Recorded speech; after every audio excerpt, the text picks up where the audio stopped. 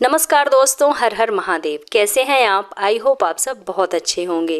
तो दोस्तों, जैसा कि आप सब जानते ही हैं कि इन दिनों माता रानी के पावन नवरात्रि चल रहे हैं, चैत्र नवरात्रि चल रहे हैं और 16 अप्रैल दिन मंगलवार को दुर्गा अष्टमी आने वाली है। दोस्तों, इसी दिन किया जाने वाला पंडित प्रदीप मिश्रा जी द्वारा बताया गया 5 कनेर के फूल वाला उपाय आप लोगों को ज़रूर करना चाहिए, क्योंकि दोस्तों ये वाला ऐसा उपाय है जो इस उपाय को करने के बाद आपको पूरे साल कोई और उपाय करने की कोई ज़रूरत नहीं है, क्योंकि सबसे बड़ा और सबसे नया उपाय पंडित प्रदीप मिश्रा जी ने अपनी कथा के दौरान बताया है। और आज मैं इस वीडियो में आप लोगों को ये उपाय बहुत अच्छे से समझाने वाली हूँ, तो आप लोग बड़े ही ध्यान से इस वीडियो को पूरा अंत तक ज़रूर देखिएगा। तो आइए दोस्तों, वीडियो शुरू करते हैं और जान लेते हैं कि इस उपाय को आपको करना कैसे है। तो दोस्तों, दुर्गा अष्टमी का दिन इतना महत्वपूर्ण और खास होता है कि कभी कभी बड़ी बड़ी पूजा पाठ अनुष्ठान से भी जो मनोकामना पूरी नहीं होती है, वो मात्र चैत्र नवरात्रि के अष्टमी के दिन इस उपाय को करने से आपकी सारी मनोकामनाएं पूर्ण हो जाती हैं। और बहुत सारे लोगों ने इस उपाय को किया भी है और उन्हें इस उपाय को करने का फल भी मिला है। तो अगर आप लोग भी इस उपाय को चैत्र नवरात्रि के अष्टमी के दिन करते हैं तो आपकी कोई भी मनोकामना है वो ज़रूर पूरी होगी। और इस उपाय को करने से आपके घर में किसी भी प्रकार का दुख हो, समस्या हो, कोई भी दोष हो, पितृदोष हो या फिर किसी तरह का मंगल दोष हो, शनि दोष हो या फिर और भी कई तरह के दोष हो। लेकिन अगर आप मात्र इस उपाय को कर लेते हैं, यानी कि 5 कनेर के फूल वाले इस उपाय को आप कर लेते हैं, तो आपके जीवन के सारे दुख, दर्द व कष्ट दूर हो जाएंगे। तो आइए अब हम जान लेते हैं कि ये 5 कनेर के फूल वाला उपाय करना किसको है। तो दोस्तों, ये वाला जो उपाय है वो व्यक्ति कर सकते हैं जिस व्यक्ति को अपने किसी भी प्रकार की मनोकामना को भगवान शिव जी से पूर्ण करवानी है।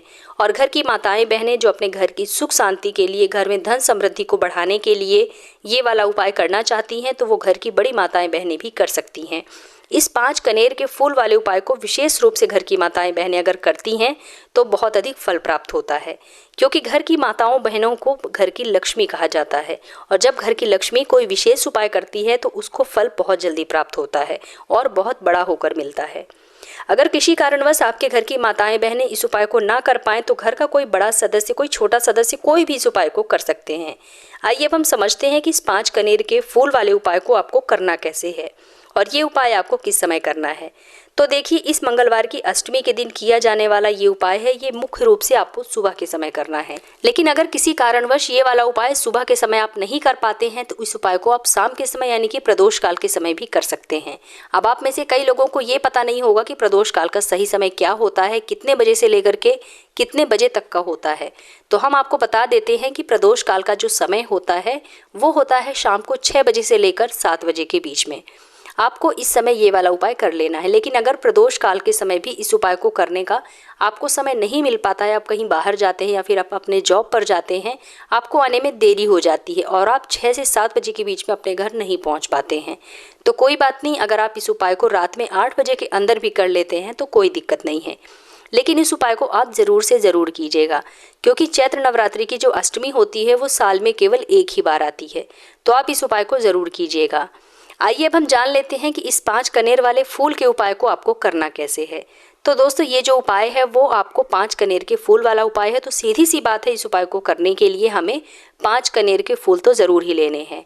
अब आप लोग तो जानते ही होंगे कि कनेर के फूल कैसे होते हैं। जो पीले रंग के कुछ इस प्रकार के फूल होते हैं जो स्क्रीन में आपको दिखाई दे रहे हैं, यही वाले 5 कनेर के फूल आपको इस उपाय को करने के लिए ले लेने हैं। अब अगर इस उपाय को सुबह के समय आप करने वाले हैं तो आप लोगों को अपने साथ अपने घर से 1 लोटा जल लेकर जाना है और अपने साथ कुछ पूजा सामग्री ले लेनी है जो शिवलिंग में पूजा करते समय आपको काम आती है।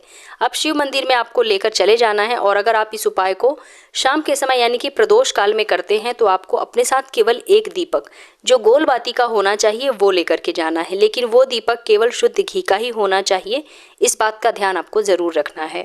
और वो दीपक मिट्टी का नहीं बल्कि आटे का बना होना चाहिए। और दीपक में गोल बाती का ही इस्तेमाल आपको करना है। अगर बाती आप अपने हाथों से बनाते हैं तो बहुत अच्छा होगा। और दीपक के अंदर आपको केवल शुद्ध देसी गाय का ही घी प्रयोग करना है। इस उपाय को सुबह अगर आप करते हैं तो सुबह 10 से 11 बजे तक भी अगर आप इस उपाय को कर लेते हैं तो कोई दिक्कत नहीं है। तो सबसे पहले जो आपके घर के पास में जो शिव मंदिर होगा, शिवालय होगा, जहाँ पर शिवलिंग विराजमान होंगे, वहाँ पर आप लोगों को पहुँच जाना है। अब सबसे पहले आपको शिवालय में पहुँच करके शिव जी को प्रणाम कर लेना है और फिर जो आप अपने घर से जल लेकर गए थे 1 लोटा, वो आपको शिवलिंग पर अर्पित कर देना है। फिर शिव जी का पूजन अर्चन करना है। शिव जी को फूल चढ़ाना है, अक्षत चढ़ाना है, चंदन चढ़ाना है, धतूरा चढ़ाना है, बेलपत्र चढ़ाना है। जो भी आपके पास सामग्री है जो आप अपने घर से लेकर गए थे वो आपको शिवलिंग पर समर्पित कर देनी है और शिव जी का पूजन अर्चन करना है। और अगर आप इस उपाय को शाम के समय करते हैं तो सबसे पहले अपने घर के पास जो भी शिवालय है आपको वहाँ पर जाकर के अपना दीपक प्रज्वलित कर लेना है जो आप अपने घर से लेकर के गए थे। लेकिन दीपक को जलाते समय इस बात का विशेष ध्यान रखिएगा कि इस दीपक को आपको अपने घर से जला करके नहीं ले जाना है, मंदिर जाकर ही जलाना है। और अगर घर से ही आप अपनी माचिस लेकर गए हैं तो बहुत अच्छा है, तो अपने घर से माचिस लेकर जाना है और फिर दीपक प्रज्वलित करना है। और फिर इसी दीपक से आपको भगवान शिव की आरती उतारनी है और दीपक को शिवलिंग से थोड़ी दूर पर ही रखना है ताकि शिव जी को इसकी आंच ना लगे। फिर अगर सुबह के समय आप गए हैं इस उपाय को करने के लिए तो जब आपका पूजा अर्चन हो जाए तब आपको शिवलिंग के पास बैठ जाना है, शिवलिंग के सामने बैठ जाना है और दीपक जला करके आपको इस उपाय को करना है। फिर आप अपने 5 कनेर के फूल निकाल लीजिए, क्योंकि इस उपाय को हम करने वाले हैं इसमें 5 कनेर के फूलों को आपको अलग अलग जगह पर अर्पित करना है, चढ़ाना है। अब वो 5 अलग अलग जगह कौन सी है, तो 5 कनेर के फूल में से सबसे पहला वाला कनेर का फूल आप लोग उठाइए और भगवान शिव जी के शिवलिंग के पास भगवान गणेश वाले स्थान के ऊपर आप अर्पित कर दीजिए। अब कई लोगों को भगवान गणेश जी का जो शिवलिंग के पास स्थान होता है वो नहीं पता होगा, तो चलिए मैं बता देती हूँ कि भगवान शिव जी के शिवलिंग की जो जलाधारी होती है उसके राइट हैंड साइड, मतलब शिवलिंग के पास अगर खड़े होकर देखा जाए तो भगवान शिव का दाहिना हाथ जो होगा उसी स्थान पर आपको पहला वाला कनेर का फूल समर्पित कर देना है और फूल का जो खिला हुआ भाग होगा वो शिवलिंग के तरफ ही करके भगवान गणेश जी वाले स्थान पर आपको समर्पित कर देना है।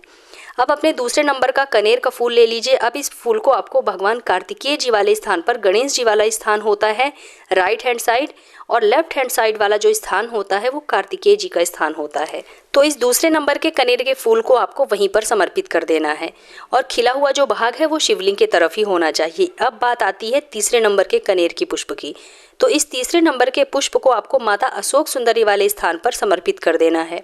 अब माता अशोक सुंदरी का स्थान कहाँ पर होता है, तो जो जलाधारी का बिल्कुल बीचों बीच में स्थान होता है वो माता अशोक सुंदरी का स्थान होता है, वहीं पर आपको इस तीसरे फूल को अर्पित कर देना है और पुष्प का खिला हुआ जो भाग है वो शिवलिंग की तरफ ही होना चाहिए।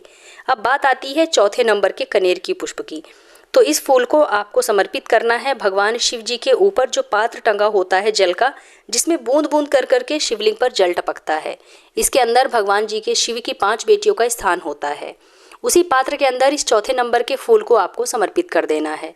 यदि किसी कारणवश किसी मंदिर में आपको ये पात्र ना मिले, उपस्थित ना हो ये पात्र, तो आपको क्या करना है कि जो शिव जी की 5 बेटियां होती हैं उनका नाम लेकर के आपको पुष्प समर्पित कर देना है। शिव जी की 5 बेटियों का नाम है जया, विषहरा, शामिलबारी, देव और दोतली। इन बेटियों का नाम लेकर के चौथे नंबर का पुष्प आपको जलाधारी के ऊपर शिवलिंग का जो कटी भाग होता है वहां पर इस फूल को समर्पित कर देना है।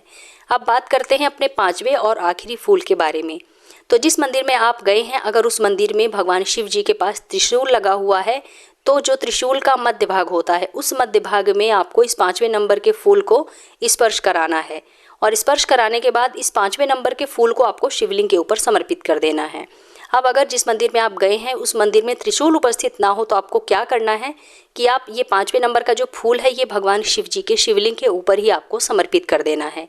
बस ध्यान इस बात का रखिएगा कि जो खिला हुआ भाग है फूल का वो जलाधारी के तरफ ही होना चाहिए और डंडी वाला जो भाग होता है वो शिवलिंग के बीच में होना चाहिए। फिर जैसे ही आप 5 कनेर के पुष्प शिवलिंग पर समर्पित कर देते हैं जिस स्थान पर मैंने बताया है उन्हीं सभी स्थानों पर, फिर आपको भगवान शिव जी के पास बैठ करके हाथ जोड़ करके शिव जी से विनती करके अपनी वह मनोकामना बोल देनी है, अपनी वह समस्या बोल देनी है जिसके लिए आपने यह उपाय किया है।